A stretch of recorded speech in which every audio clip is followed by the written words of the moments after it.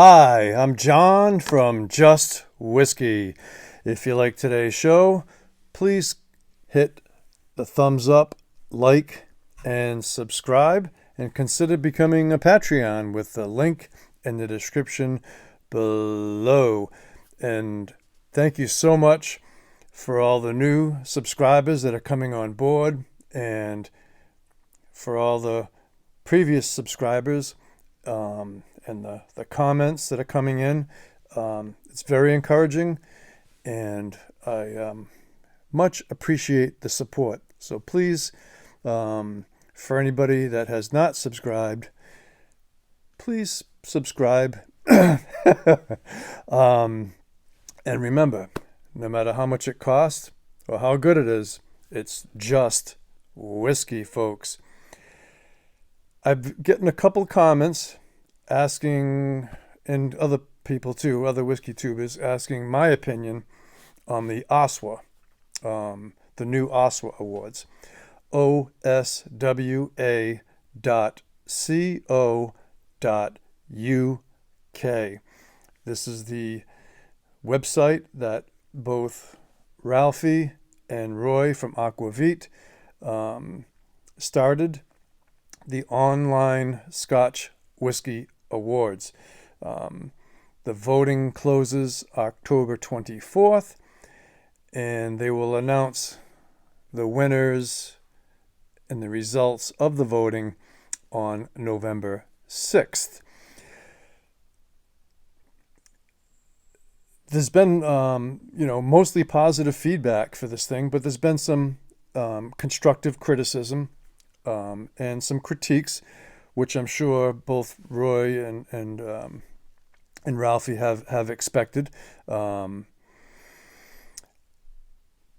my feelings on it is that it's a fantastic idea, and it's a work in progress. This is the first year, and I think everybody is going to learn a lot from this whole process.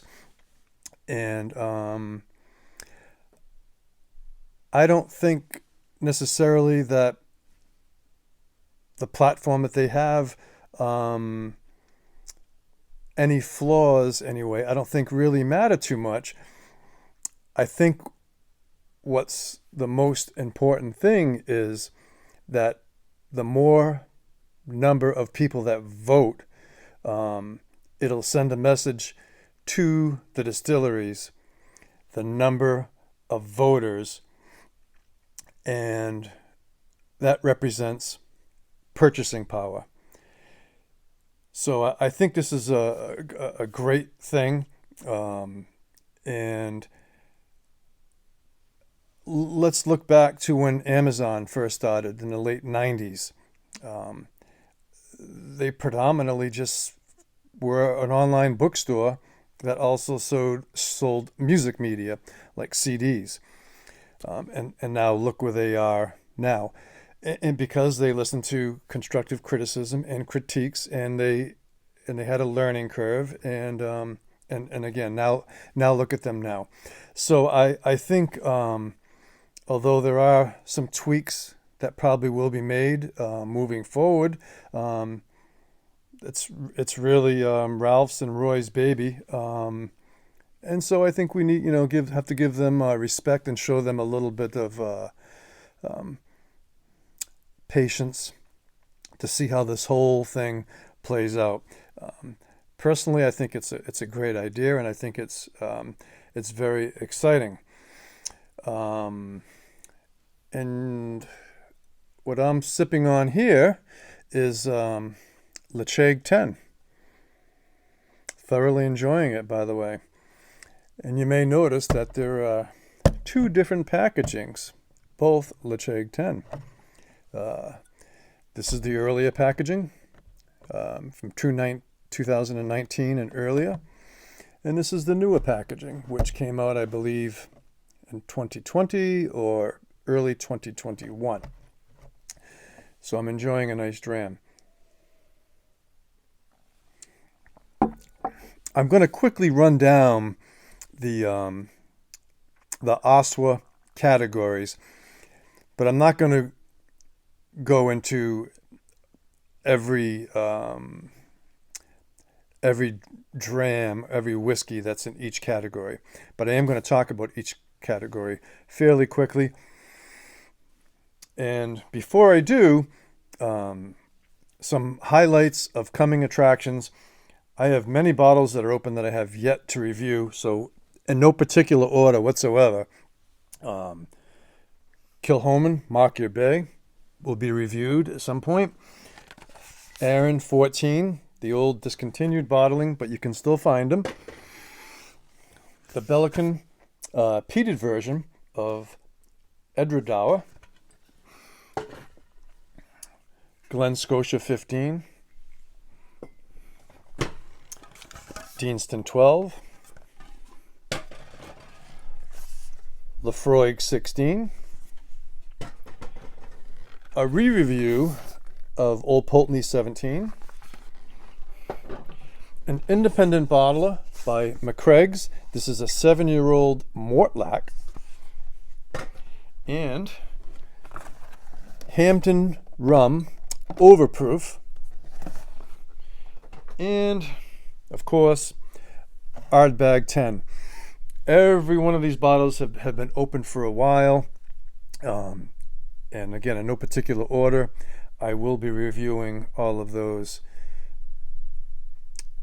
as soon as we can. So, the OSWA Awards, they have 8 categories.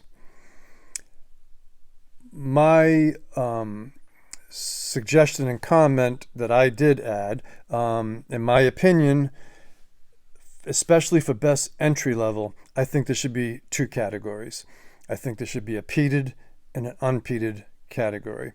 I know when I have company over, they're not familiar with Scotch at all, but they're intrigued by it. The first thing I ask is, do you think you like peated or unpeated? And most people, they're not quite sure. They want to start off with unpeated usually. Okay, so category 1 is best entry level. I picked Bunnahabhain 12. Again, you can go on the website yourself and see what everything else is in there. I picked Bunnahabhain 12 because it's the most available integrity malt that really has a little bit of everything. Just a little hint of peat, little hint of sherry. It's smooth, it's very approachable, and it's affordable in the $55 to $65 range. Category number 2, best blended. And I have to add a caveat. With the exception of what I'm going to be talking about here, out of all the categories and all the entries, I have not tried every single one of them. Okay, best blended, I would probably vote for Johnny Walker Green. It's a 15-year blended single malts, and it comes in at 43% ABV, which is higher than I think all their other offerings, which come in at 40%. And again, it's widely available. Best grain whiskey, I thought was kind of an odd category, but I picked the Teeling Irish whiskey single grain. I haven't tried all the other ones that are on the list, but I really enjoy that particular Teeling. My opinion, do you really need a best grain category? I don't know.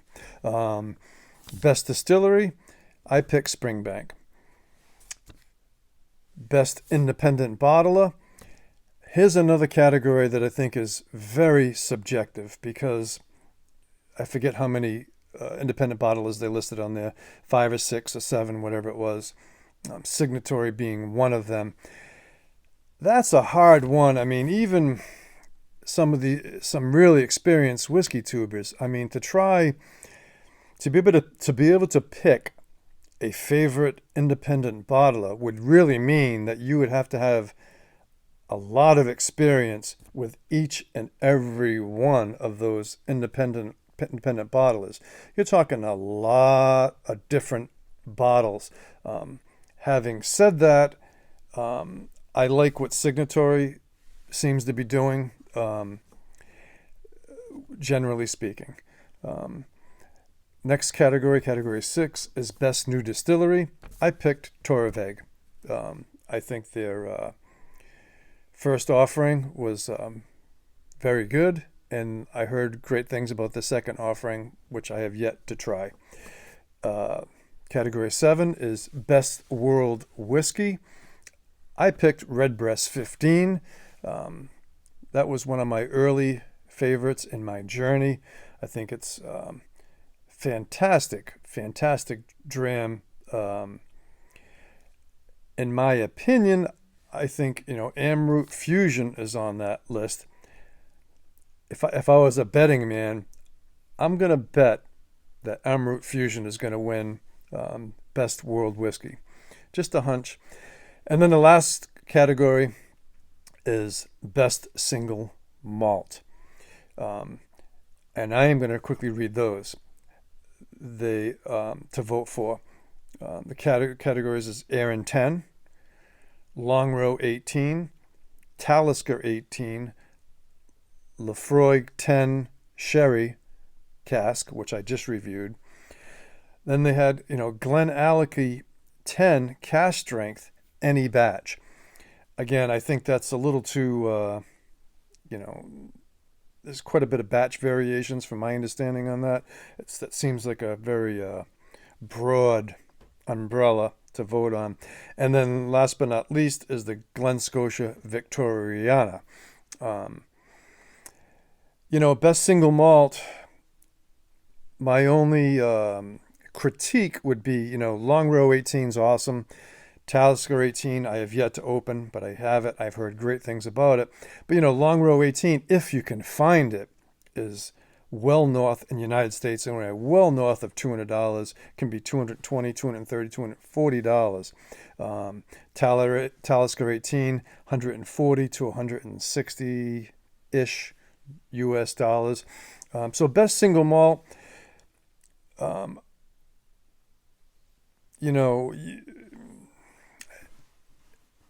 if money's no object, then you could throw Springbank 21 in there, I guess, right? Or Ardbeg 25, So I found that a little, I'm not going to tell you which I voted for. And I might have even had a write-in for that. I'm not sure.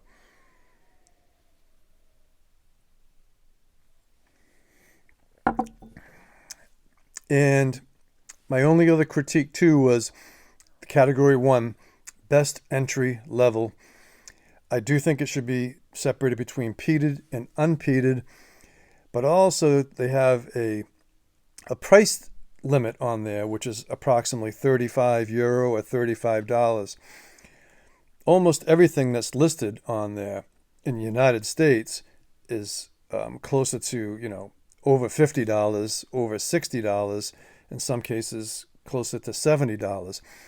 In my opinion, best entry level, the price range should be much broader, say under $100.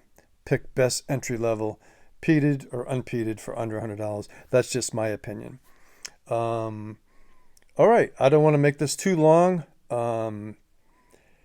I am excited, and I think it's important for as much of us as possible to at least vote, even if you're not 100% on board with the format or the choices.